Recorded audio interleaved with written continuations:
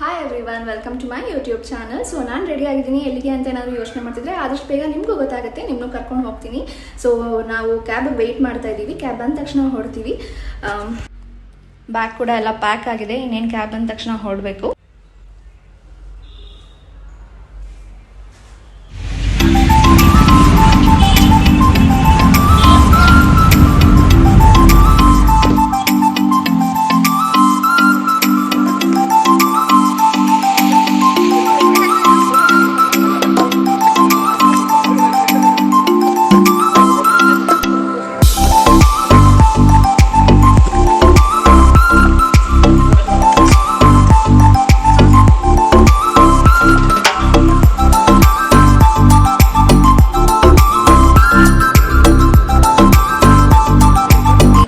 So ಈಗ time 7:15 ಆಗಿದೆ. But check in start ಆಗೋದು 8 o'clock ಅಂತ ಹೇಳಿದ್ದಾರೆ. ಸೊ ಇಲ್ಲೇ ಕೂತ್ಕೊಂಡು ವೆಯ್ಟ್ ಮಾಡ್ತಾ ಇದ್ದೀವಿ.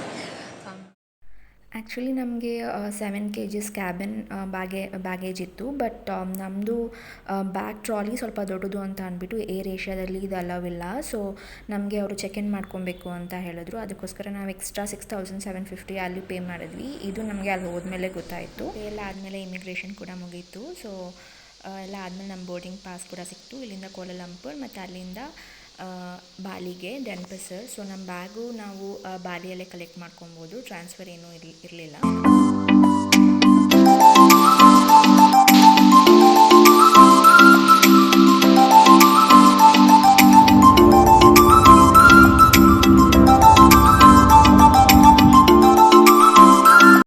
ಸೊ ಬೋರ್ಡಿಂಗ್ ಪಾಸ್ ಎಲ್ಲ ಕಲೆಕ್ಟ್ ಮಾಡ್ಕೊಂಡ್ಮೇಲೆ ನಮ್ಮ ಫ್ಲೈಟ್ ಇದ್ದಿದ್ದು 11:20ಗೆ. ಸೊ ನಾವು ಅಲ್ಲೇ ವೆಯ್ಟ್ ಮಾಡಿದ್ವಿ. ಆಲ್ಮೋಸ್ಟ್ ಲೈಕ್ 2 hours ವೆಯ್ಟ್ ಮಾಡಿದ್ವಿ. ಸೊ ಫೈನಲಿ ಫ್ಲೈಟ್ ಹತ್ರ ಹೋಗ್ತಿದ್ವಿ. 11:10 ಆಗಿತ್ತು.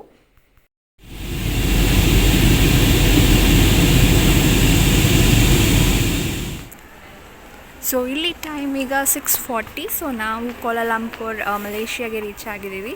ಸೊ ಇಲ್ಲಿ 4 hours ಲೇ ಓವರ್ ಇದೆ. ಸೊ ಮತ್ತೆ ನಾವು ಡೆನ್ಪಸಾರ್ಗೆ 10:15ಗೆ ಇಲ್ಲಿಂದ ಡಿಪಾರ್ಚರ್. ಸೊ ಅಲ್ಲಿ ತನಕ ಇಲ್ಲೇ ಟೈಮ್ ಪಾಸ್ ಮಾಡಬೇಕು. ನಮಗೆ ಕನ್ಫ್ಯೂಷನ್ ಇತ್ತು. ಸೊ ಲೇ ಓವರ್ ಇದ್ದರೆ ಏನಾದರೂ ಟ್ರಾನ್ಸಿಟ್ ವೀಸಾ ಬೇಕಾ ಅಂತ. ಸೊ ಟ್ರಾನ್ಸಿಟ್ ವೀಸಾ ಏನೂ ಬೇಡ ಮಲೇಷಿಯಾ ಲೇ ಓವರಲ್ಲಿ. ಜಸ್ಟ್ ನಾವು ಏರ್ಪೋರ್ಟಲ್ಲೇ ಇರಬೇಕಾಗತ್ತೆ.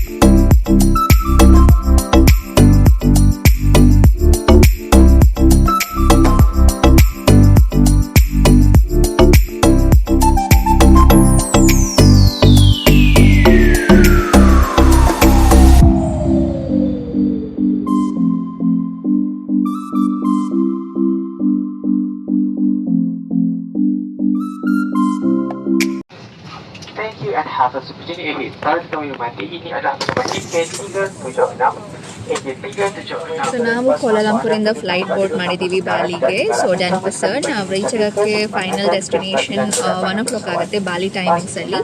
ಈಗ ಟೈಮ್ ಬಂದು 9:45 ಕೋಲಾಲಂಪುರಲ್ಲಿ. So I am so excited.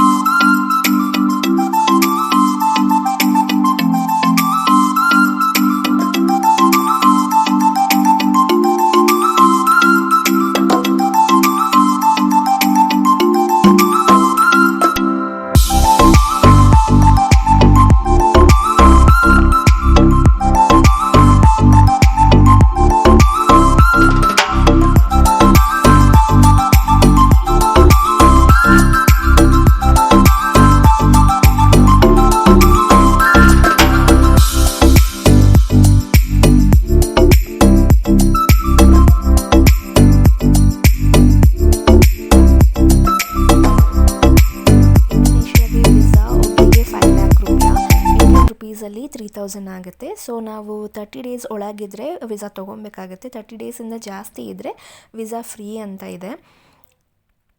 ನಾವು ಆನ್ಲೈನಲ್ಲೇ ಈ ವಿಸಾಗೆ ಅಪ್ಲೈ ಮಾಡ್ಬೋದು, ಇಲ್ಲಾಂದರೆ ವಿಸಾ ಆನ್ ಅರೈವಲ್ ತೊಗೊಬೋದು.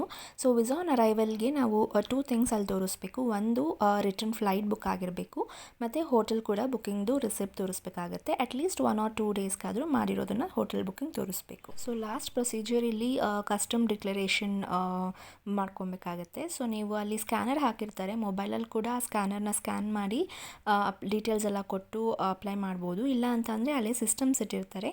ಸೊ ಹೆಲ್ಪ್ ಮಾಡೋಕ್ಕೆ ಕೂಡ ಅಲ್ಲಿ ಯಾರಾದರೂ ಇರ್ತಾರೆ, ಅದನ್ನು ಮಾಡಿ ನೀವು ರಿಸಿಪ್ಟ್ ತೊಗೊಂಡು ತೋರಿಸಿದ್ರೆ ಎಕ್ಸಿಟ್ ಆಗುತ್ತೆ. ನಾವು ಏರ್ಪೋರ್ಟಲ್ಲೇ ಸಿಮ್ ಕಾರ್ಡ್ ಪರ್ಚೇಸ್ ಮಾಡಿದ್ವಿ, ಟೆಲ್ಕಾಮ್ಸೆಲ್ ಅಂತ. ಇದು ನೆಟ್ವರ್ಕ್ ತುಂಬ ಚೆನ್ನಾಗಿದೆ ಅಂತ ಹೇಳಿದ್ರು, ಸೊ ಅದಕ್ಕೋಸ್ಕರ ಅದನ್ನೇ ತೊಗೊಂಡ್ವಿ.